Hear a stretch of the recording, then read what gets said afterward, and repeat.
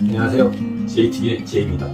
오늘은 캐피탈 할부금융을 이용하면서 연체를 했을 때, 이제 장기 연체니까 3개월 이상 연체를 하게 되면 그 캐피탈 측 채권 회수하는 직원들이 채권 회수를 이제 나오게 되는데, 이랬을 때 우리 고객 입장에서 어떻게 하는 것이 가장 유리한가, 어떻게 하는 것이 고객에게 가장 불이익을 적게 가게 할 수 있나, 그런 부분에 대해서 한번 공유하는 시간을 한번 해보겠습니다. 어떤 분이 이제 방송을 보는데, 그분이 이제 그렇게 얘기를 했다고 합니다.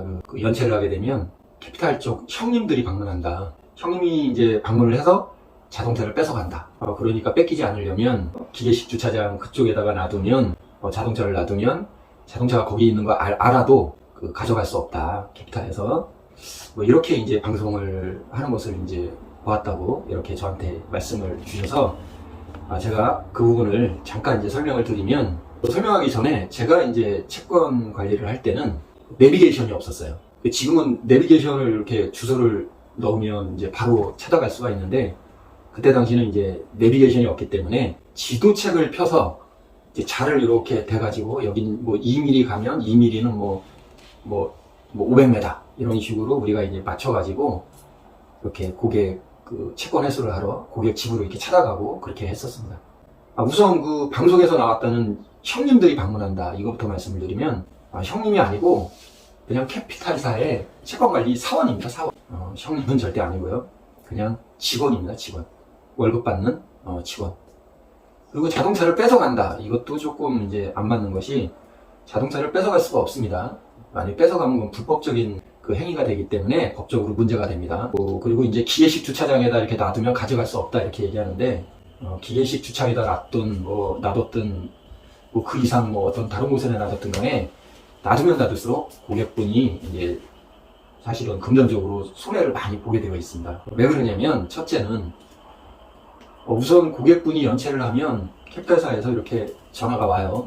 이렇게 연체하고 계십니다. 이렇게 연락이 잘 되고 그러면 크게 문제 삼지는 않습니다. 그런데 이제 3개월 정도 연체되고 연락도 안 되고 이렇게 되면은 이제 법적 조치를 합니다. 소위 말하는 법적 조치를 하게 되는데, 결국에는 이제 법적 조치의 끝은 집달관께서 차를 이제 집달하는 거예요. 쉽게 얘기하면 이제 압류 조치하는 겁니다. 그러면은 우선 법적 조치가 들어가서 압류 조치까지 가는 기간이 있을 거 아닙니까? 다 연체 이자 20몇 프로, 30몇 프로 이런 연체 이자를 다 무셔야 되는 거예요. 그리고 이제 차를 집달해서 주차장에다 이제 경매될 때까지 이렇게 보관을 하는데, 보관 비용이 하루에 한 2, 3만 원씩 들어갑니다. 요즘 얼마 들어가는지 모르겠는데, 우리 때만 해도 하루에 한 2만 원, 3만 원 주차비가 그렇게 나왔어요. 예를 들어서 만약에 경매가 진행되는 기간이 한 1년이라고 본다면, 생각을 해보세요. 1년 곱하기 하루에 2만 원에서 3만 원. 어마어마한 돈이죠. 이거 다 고객분이 지불을 해야 되는 그런 금액입니다. 이게. 그렇기 때문에 우리가 그냥 단순히 생각을 해보더라도 벌써 주차비에, 그 기간, 또 기다리는 기간에 경매까지 끝나는 기간까지 이 연체가 될 거 아니겠습니까? 그러면 연체 이자 20%가 넘어가는 그런 연체 이자까지도 이제 고객이 다 배상을 해야 되는 거기 때문에, 제가 채권 관리했을 때 이런 경우도 있었어요. 차를 집달해서 경매해서 채권 회수를 했는데, 본인이 고객께서 대출 받은 금액보다도 더 많이 이제 잔금이 남는, 결국은 그거 다 고객분들이 이제 배상을 해야 되는 금액이거든요.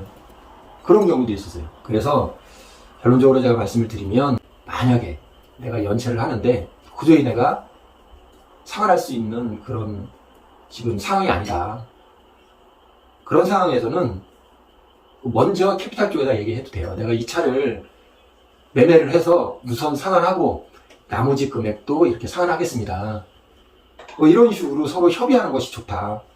그렇지 않고 방송에서 이제 보았다는 그런 내용처럼 자동차를 어디에 숨겨놓고 이렇게 하는 것은 결국에는 그 기간만큼의 연체 이자부터 시작해서 차량 경매까지 이렇게 고객분들이 다 이제 손실을 보게 되는 그런 경우입니다. 사실 자동차를 숨긴다고 하는데, 저희 때 고객분 주소가 이렇게 있으면 고객분 주소에 한 2km, 평당으로 한 2km 정도 되는 곳부터 우리가 이렇게 보면서 가요.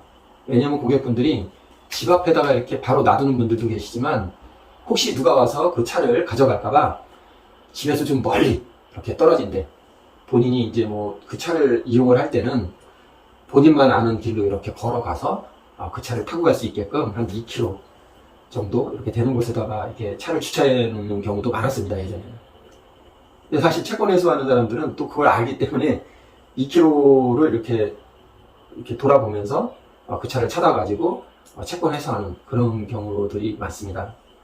어찌됐든 결과적으로는 연체가 발생이 되고 본인이 도저히 상환할 수 없는 상황이다. 그랬을 때는 그냥 고객분이 먼저 전화를 하세요. 그 캐피탈 쪽에 전화해서 내가 도저히 상환할 방법이 없으니 이 차를 매매해서 우선 상환하고 그리고 나머지 부분은 분할로 해서 이렇게 내가 상환을 할 수 있게끔 해달라.